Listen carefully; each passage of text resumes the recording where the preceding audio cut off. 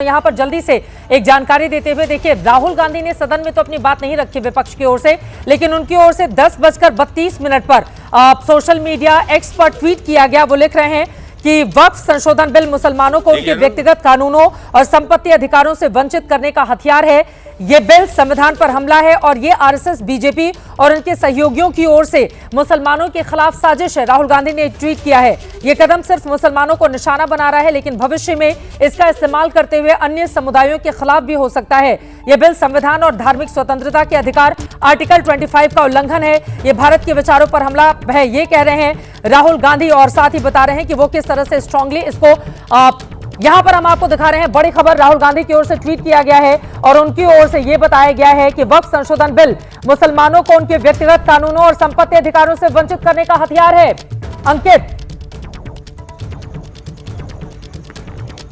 बिल्कुल, देखिए, राहुल गांधी ने भले ही सदन में कुछ ना बोला हो, सदन में वो जो है मौजूद जरूर रहे, लेकिन उन्होंने अपनी बात नहीं रखी। लेकिन उन्होंने अपनी बात रखी है एक्स पर जो पोस्ट करके उन्होंने यही बताने की कोशिश की है कि ये बिल असंवैधानिक है। और क्यों असंवैधानिक है, उन्होंने जिक्र किया है आर्टिकल 25 का, जो कि धर्म के जो है स्वतंत्रता का अधिकार देता है, right to religion, right to freedom of religion की बात करता है। तो राहुल गांधी ने यही बताने की कोशिश की है कि सरकार एक तरीके से जिस तरीके से बिल लेकर के आ रही है वो संविधान के खिलाफ है। हालांकि जो बीजेपी के भी कई सांसद हैं, उन्होंने इस बात का जिक्र किया था, और खुद रविशंकर प्रसाद ने ये इस बात का जिक्र किया था जब चर्चा चल रही थी कि कुछ लोग जो अपने हाथ में संविधान लेके घूमते हैं, लेकिन मैं भी संविधान के आधार पर बताता हूं कि ये बिल संविधान के खिलाफ नहीं है। और उन्होंने तर्कवार तरीके से अपनी बात रखी थी। लेकिन फिलहाल जो अभी चर्चा चल रही है, विपक्ष के जो तमाम सांसद इस बिल का विरोध कर रहे हैं, उनका यही कहना है कि अगर बाकी धर्मों के लिए इस तरीके का कानून नहीं है तो फिर मुस्लिम समुदाय के लिए, मुस्लिम धर्म के लोगों के लिए क्यों लाया जा रहा है। और इसी के इर्द गिर्द तमाम विपक्षी सांसदों की दलीलें सामने आ रही हैं, या ये कहा जाए पक्ष सामने आ रहा है।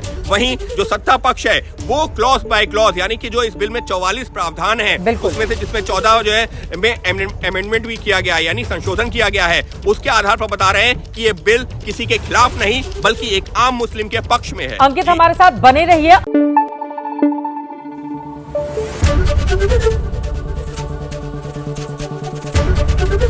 एबीपी न्यूज आपको रखे आगे।